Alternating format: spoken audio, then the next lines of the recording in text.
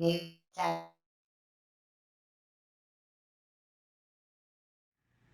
everyone, welcome back to Check New Tech. This is Andy Tech.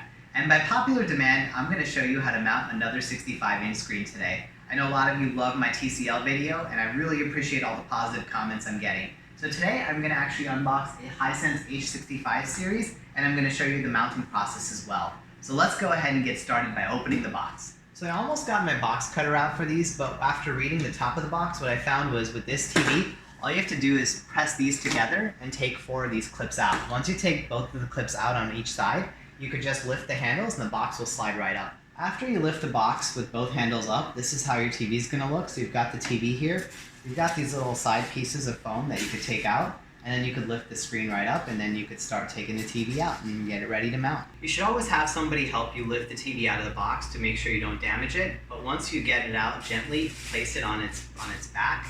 And from here, what you want to do is expose the 4 screws. So this is where your mount's going to go. It's going to go in this screw, this one, and this one. And what I want to do at this point is I want to make sure that I use the proper screws. So I'm going to check the instructions before I put the mounting bracket on there. So one thing that's a little awkward about the Hisense TV versus the TCL is when I put the mounting legs in, you could actually see that they don't go directly in because there's a little bit of a space here, right? There's a ridge here. So because of that, what I have to do is I can't put it in the top hole. So in order to mount this properly, you have to install a spacer. A spacer should come with your mounting brackets, and you have to put a spacer just underneath here on the bottom hole, but you don't have to do anything to the top hole because it goes directly in here. So these are M6 screws that I'm using, and as soon as I put the spacer in, then I could start to screw this in, and I could screw the top in. I'm going to do the same thing for the opposite side as well. So now I have the 4 screws in here with the spacer underneath. One thing you might want to do before you tighten this too much is just go ahead and mount it onto your bracket just to see how nicely it's leveled. One thing I know about my mount is this one typically has to go up a little bit because it actually leans up. So if it leans up, you actually have to move it up, and this one has to go down. So this way it actually will be more leveled when I mount it. But there's a little bit of room here, there's not a lot, but just make sure that you know your approximate leveling before you go ahead and finalize the tightening. But I'm going to go ahead and tighten these screws now. So a couple of you asked me about how tight you want to make these screws, and what I recommend is going through with an electric screwdriver if you have one, and then go ahead and hand tighten it a little bit with this just to add a little more torque. If you see here, actually, if you tighten it too much, your washer is going to lean up a little bit, and that's okay, but just make sure that it's not too tight that it's actually going into the bracket. And you could tell by the depth that it can only go so far because this part is metal. After that, you're going to start hitting the plastic in your TV, and you don't want to do that because that could technically break your TV. So make sure it's tight enough to mount, but not too tight. If that makes any sense, just make sure you just torque it with your hand one time, and I think you should be good to go. So now we're going to go ahead and lift this off here, expose the screen, and go ahead and mount it on the bracket. As you can see, I got the TV mounted on the bracket. So now I'm going to go ahead and put these teeth on because now I checked and everything is in level here. So the final step is just to secure them so the TV can't fall off the bracket. So I'm going to show you how to do that real quick. So for the last step, all you have to do is slide this tooth into here, and this is right below the bracket, and then you just go ahead and tighten this screw. Only really needs to be hand tightened because all it does is it prevents the TV from being lifted off the bracket, just in case you have kids that try to lift it off or you have an earthquake or something. So just do one on each side, and there's one right here, and then you'll be done with your mounting process. Alright, so I went ahead and plugged in the TV, and it kind of jumped the gun ahead of time and turned on. I was hoping to do that with you guys, but I apologize, so you could go ahead and see it. So I'm just taking the video right as it's turning on, and we're going to go ahead and check out the setup process. It went ahead and booted up, so we're going to go through a couple of these screens. And first we could go ahead and select our language, and then we're going to check our country, do our time zone.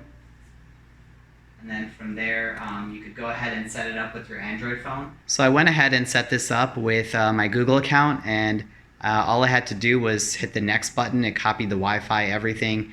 Now I'm just signing my life away by accepting the terms and services and letting Google spy on me a little bit with this location setting and all that. So I'll keep you updated until the start screen comes. Alright guys, so I'm finally done mounting the TV. So this concludes the mounting process. So I'm just gonna run through some of the screen quality of the H65. You know, Dwayne Wade loves this TV, so we're gonna find out why he likes it so much. I'm gonna play a quick 4K video, and then I'm gonna give you my final thoughts on this TV.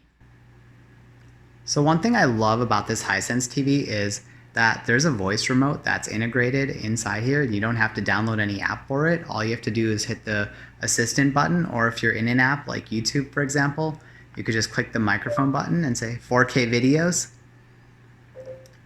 And there you go. It shows you a bunch of 4K videos. Really cool, really easy to use. I like how everything's indexed too. So for example, if you go to Netflix, you could actually see what's popular and what's playing without opening the Netflix app, or you could actually open the Netflix app. So overall, this is easy to navigate. I said there was a little bit of lag, but after restarting a few times and updating, I feel like that's taken care of itself and is working a lot better now.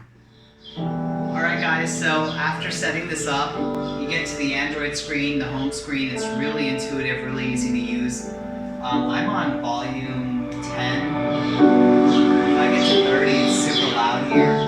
I'm putting it at like 5, and that's really good for me. And you know, I have like a medium-sized room, but overall, I think the HDR10 is awesome on this. The colors look super vibrant. This is a 4K video. I love how it looks. I love how, you know, the interface is. The only downside about this is Android's a bit laggy, so if you're used to like a Roku TV or Vizio or Samsung, those are a bit faster to navigate. But for example, like when I get out of this screen, you're gonna notice that it takes a while after I hit the home screen to get back to the home screen. So just a little bit slower than what I'm used to, but overall, it's pretty cool. It has a lot of different features here. It has my video that could go straight back to here, so even if you exit YouTube, it actually saves it. And it saves your place. You have like YouTube Kids, you have all your streaming services. You could hit the apps button here and you could check everything at a glance. You could even add new apps here. So overall, it's really easy to use. The only thing that's a little bit quirky is voice search and the navigation, but overall, I really like this TV. I'd highly recommend considering a Hisense, especially if you have something like a TCL or more of a lower end TV and you're looking to get closer to a mid-range grade TV. H65 is pretty awesome. I'm gonna go ahead and give this a 8.1 out of 10. So I hope this helps you. Thanks for watching this video, and please subscribe. This is Andy Tech signing out. Check new tech.